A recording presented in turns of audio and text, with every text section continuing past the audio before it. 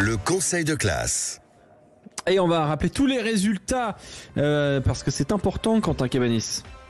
En effet, Alexandre, avec le succès de Mont-de-Marsan face à Brive 33-11, Aurillac qui a battu Béziers 16-15, défaite à domicile de Nice face à Colomiers 28-19, Soyaux-Angoulême a battu Dax à l'extérieur 16-8, succès également à l'extérieur de Montauban face à Nevers 16-13, Valence-Romont a battu Agen 30-25, Aix-en-Provence a battu Oyonnax 38-3 et dans le premier match de cette 5e journée, Biarritz avait battu Grenoble avec un succès bonifié 35-15.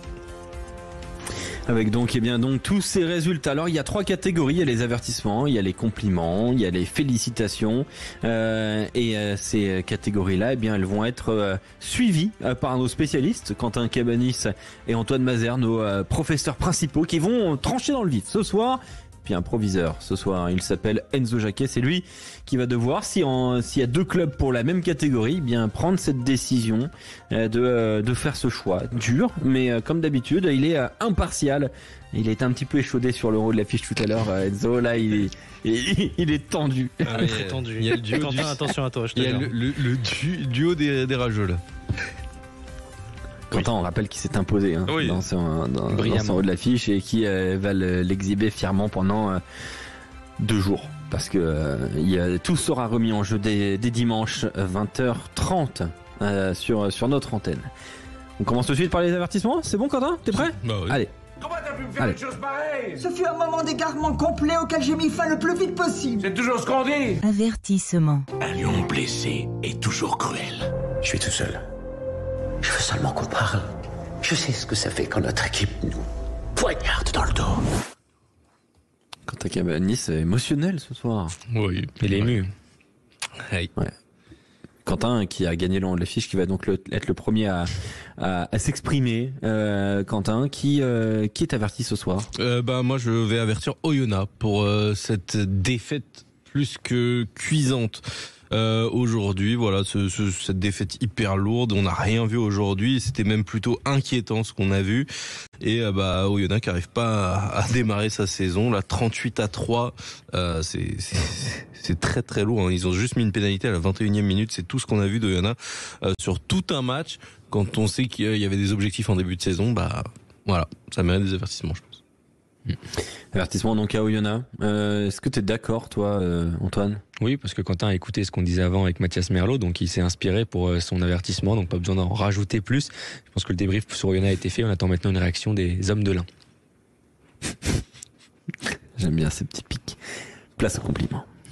Tu peux continuer à me donner des cours. Je t'ai enseigné tout ce que je sais. Le sujet est clos, d'accord? On en a discuté ad nauseam. Compliment. Mais si on est ensemble, toi et moi, ils pourront jamais nous avoir, ni eux, ni personne. Ensemble, que tu sois d'ici, d'ailleurs ou bien de là-bas.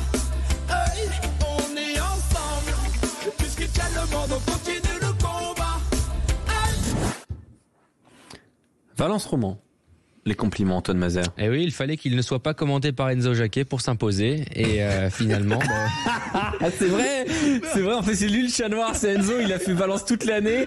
Et ils arrêtent pas de perdre. Et il les fait pas une fois. Et c'est Nice qui perd. Voilà, c'est cadeau. Récompensé, non, franchement récompensé parce que le travail de Fabien Fortassin n'avait pas été payé jusqu'à présent. Et ça n'a pas été facile face aux Agenais.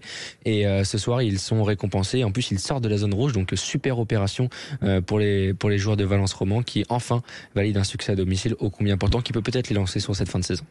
Enfin, sur cette saison. Qui propose un autre club. Je propose un autre club et je propose Montauban qui s'est imposé sur la pelouse de Nevers. On sait que c'est jamais facile d'aller gagner du côté de Nevers, c'est un petit peu l'étalonnage. Et là, Montauban qui est en train de montrer un visage complètement différent de celui de la saison passée. Ils ont été même gestionnaires en première période, comme le soulignait Tius Bord qu'on a eu sur l'antenne de Sud Radio il y a quelques minutes. Donc voilà, moi je trouve que Montauban mérite ses compliments. Ils sont aujourd'hui 7e de Pro D2 et voilà, je pense que ça doit faire beaucoup de bien à tous les supporters du côté de Sapiac de voir Montauban cette année quand on connaît les années galères qu'ils ont eues sur les 2 dernières saisons. Monsieur le proviseur Enzo Jacquet, il va falloir trancher entre Montauban pour les compliments ou Valence-Romand. C'est les équipes dont on parle, c'est pas la personne. Ouais, je dois choisir entre Antoine Mazer qui vient de me tirer dessus et le sosie non officiel de Gianni Infantino, président de la FIFA. Ah, la violence. Mais non, mais Tu sais qu'on est tous les deux chauves. Hein. J'avoue que Quentin, vas-y, je vais choisir Antoine Mazer. Waouh. Non mais lui, il choisit. Donc c'est Valence Roman quand il faut pas. Il choisit pas l'équipe. Il choisit pas l'équipe, il choisit la personne qui la défend. Valence Roman, c'est monsieur le proviseur, il a le droit, c'est le patron. Exactement. Valence Roman qui a les compliments. Avertissement au yo. Compliment Valence Roman, place aux félicitations. Je voulais vous dire que c'est un honneur d'être dans la même pièce. Bien, je ne peux pas rester très longtemps, mais Félicitations. je voulais donc vous remercier du fond du cœur pour votre dévotion. Ah ouais, il va falloir m'expliquer.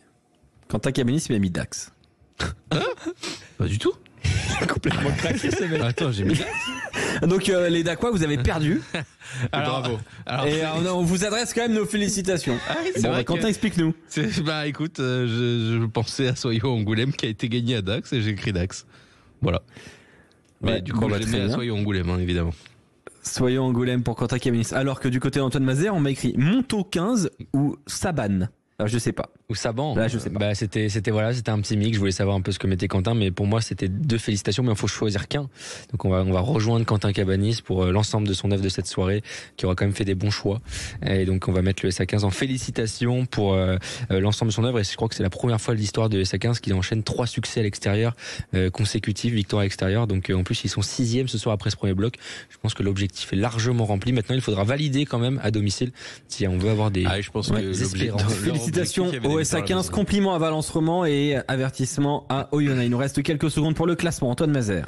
Et en tête de ce classement, bien sûr, le Biarritz Olympique devant Colomiers, Béziers, Brive, Aix-en-Provence et le SA15 pour ce top 6. 7e, Montauban, Grenoble, 8e, Dax, Agen et Mont-de-Marsan pour ce trio jusqu'à la 11e place. Oyonnax, 12e, Aurillac, 13e, Valence Roman, 14e et les 2 derniers, Nevers, 15e et la Lanterne Rouge, le Stade Niçois. Demain sur Sud Radio, rendez-vous dès 14h30 pour la 4e journée du Top 14.